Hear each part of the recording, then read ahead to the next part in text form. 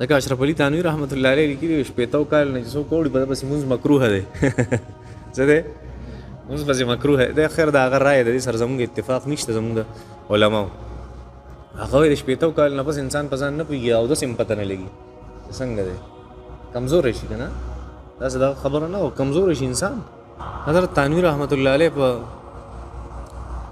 علماء دیوبند کې هغه ته حکیم الامت ویلی شي او د هغه ډېر څیزونه داسې دي چې هغه د هغه ذاتي آرا دي دا خپله رایه ده نو په مونږ باندې هغه څیزه هغه لازمي او ضروري نه که څوک سره اتفاق کوي ټیک ده هغه ضروري نه چې هر عالمي دا خپل یو ذاتي رایه لکه د مفتي ظهرالي خان صاحب رایه دا وه چې سټرابري خوړل دا حرام دي څه سټرابري خوړل هغه سره باقاعده ښه مضبوط دلایلو په دې باندې او ته به یې کنوینس کولې په دې باندې چې دا حرام دی وایي دا د جهنمیانو خوراک دی سټرابري صحیح ده زقوم چې الله قرآن کې ذکر کوي هغه دا شی دی باقاعده هغه په لغتو کې ونه مهارت دا څیز ته ثابت کړو دا د خپل یو رایه وه صحیح ده یا هغه د اسلامي بینکارۍ خلاف دی بالکل دا د خپل یو رایه ده بس ټیک ده هغه وایي یا په ختم باندې هغه د هغه رایه دا ده چې یو عالم یو حافظ قرآن تعالی په رمضان کې ختم وکړو نو کم از کم چې 1 لاک 2 لاک روپۍ ورته ته ورکړي کمې نه دغه حدیث مبارکونه ثابتول به ابن ماجه کې روایت ته صحیح حدیث دی په بخاری کې روایت په دې باندې هغه 30 که 35 غړي بيزي هغه صحابي اغسته په دم باندې قرآن یو سړی دم کړو بخاری او په ابن ماجه کې روایت ده 30 35 غړو ته دغه حساب لګوي ست راځي قرآن پیسې اغسته هغه صحابه غوسه شو ته خست علی کتاب الله اجرا و اتاد الله او کتاب پیسې واغسته دا ریس چلو یو سړی دم کړو کنه هغه حتی قدم المدینه و مدینه ته لاړ شو کنه بیا به خبرې کو نبی رسول الله لراغه یا رسول الله خذ علی کتاب الله اجرا یا رسول الله د الله په کتاب باندې سړی دم کړو او پیسې اجرت په واغسته نبی علیہ الصلوۃ والسلام تو فرمایل ان احق ما اخذتم عليه اجرا كتاب الله اجعلوا لي سهما ټول نه بهترین پیسې داري ته په کتاب الله باندې والی وي مالم پکې لګي سره کې نبی رسول الله صرف دونه و چې جمهور علما کرام د رائے خلاف چلی نو څوک دغه سره اتفاق کوي بالکل درست ده نقصان نه ده زموږ د وارث صاحب د دنیا دا خپل ذاتی آرا وي ډېرې مسلې دا چې زموږ سره اتفاق نه کوم پای دا سیده هر انسان د هر عالم او چې هغه عالمي ته څونه په قرآن او په سنت پوهېږي ستا خپله رایه ده داسې نه ده صحیح ده داسې کېږي ښه انسان له پکار چې دا د انساني آراو به دی خیال ساتي د بل انسان چې کومه رایه ده که نه د هغې به څه ساتي خیال به ساتي دا مونږ ته دین ښایي دا مونږ ته قرآن ښایي سنت راته دا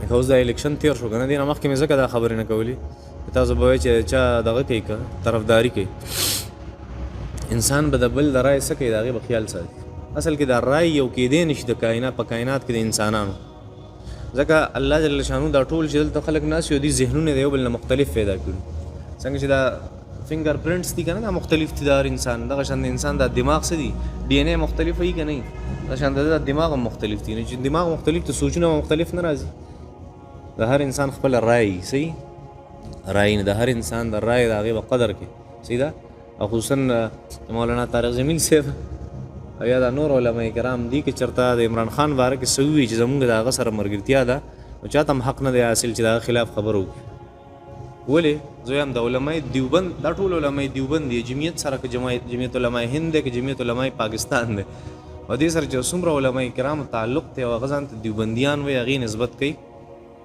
د هغې طریقې کار دا چې د بل عالم نه څه د هغه د رایې خیال وساتي زه تاسو ته یو خبره وکړم څنګه چې دلته حالات دي په پاکستان کې نن او یا کې علمخ کې په هندوستان پاکستان دواړو کې د علماء دیوبند طریقه څه وپایي مولانا اشرف علي تنویر رحمت الله علیه هغه د مدني صاحب خلاف بالکل مدني صاحب د هغې خلاف د مدني صاحب رایه بله وه د تنویر صاحب رایه هغه وه چې کومه د قائد اعظم رایه وه او تقریبا په هغې کې سره ابوالکلام آزاد و صحیح ده اوس دا ټول علماء دیوبند دي چېرته مدني دا نه دي ویلي چې تنویر څه دی دا ګمراه دی دا غلط سړی دی حالانکه په هغه زمانه کې چې په دې ورځو کې عمران خان ته خلک د یهودیانو ایجنټ وي په هغه زمانه کې قائد اعظم د څه وي د یهودیانو ایجنټ دی ودوي اوس ته څوک وایي چې قائد اعظم د یهودیانو ایجنټ دی که نه دی 50 کاله پس چې کوم نسل راځي هغه دا خبره نشي کولی او دا او که تاسو داسې وایئ چې علما کرامو د هغه باره کې څه وي، علما دي خپل منځ کې چې څه وایي به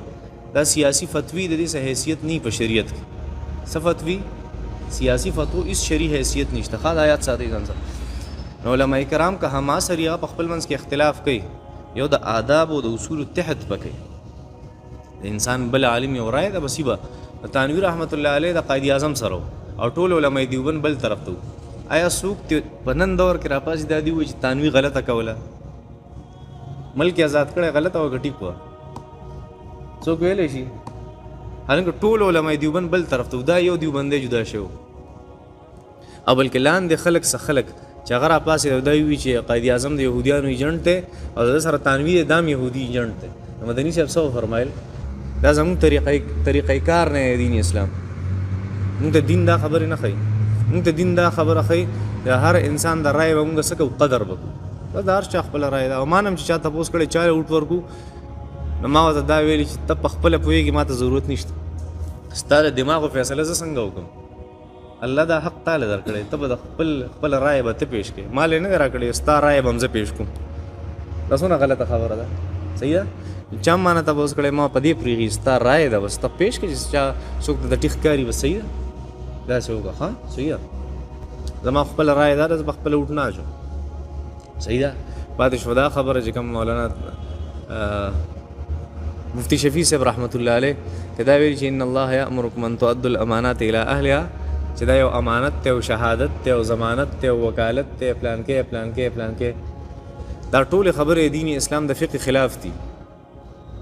د امانت لپاره چې کوم شرایط دي هغه په ووټ کې نشته. یوه د شهادت لپاره چې کوم شرایط دي هغه په ووټ کې نشته. د ضمانت لپاره چې کوم شرایط دي هغه په ووټ کې نشته. د وکالت لپاره چې کوم شرایط دي هغه په ووټ کې نشته. دې ته دا نومونه څنګه ورکړو؟ صحیح ده. زه تاسو له یو مثال درکړم. په شریعت کې دي، شریعت کې چې کوم سړی حرام خوري د ده ګواهي شهادت نه قبلېږي، او چې اوټ له تا شهادت نوم ورکو نو د حرام خور اوټ قبلې که نه قبلې؟ او ته قبلې، نو شریعت وایي نه قبلېږي او ته یې قبلې. دې شریعت سره خپل منځ کې څه تعلق شته؟ سره یې تعلق نشته خپل منځ کې. هسې مثال دا وایي، شریعت دا وایي چې د اجړا د هغه سړي ګواهي نه قبلېږي. کم سړی چې کوترې ساتي د ګواهي نه قبلي، کم سړی چې په ولاړه خوراک کوي د ګواهي نه قبلي، دا ټولې وي. او کم سړی چې په ولاړه خوراک کوي او کم سړی چې کوترې لوبوي، بانګیان، مړزان، دا څیزونه لوبوي، ته د هغه ګواهي او دا اوټ قبلې که نه قبلې؟ نو دې د شریعت سره څه تعلق؟ د مولانا مفتی شفیع صاحب رحمت الله علیه خپله یو رایه وه، ټیک وه، بس هغه استدلال کړی دې ځای نه چې دا یو یاره امانت دی، شهادت دی، پلان کې. اوس دا مطلب نه چې د یو انسان رایه د ټول امت لپاره شي، دا مطلب نه.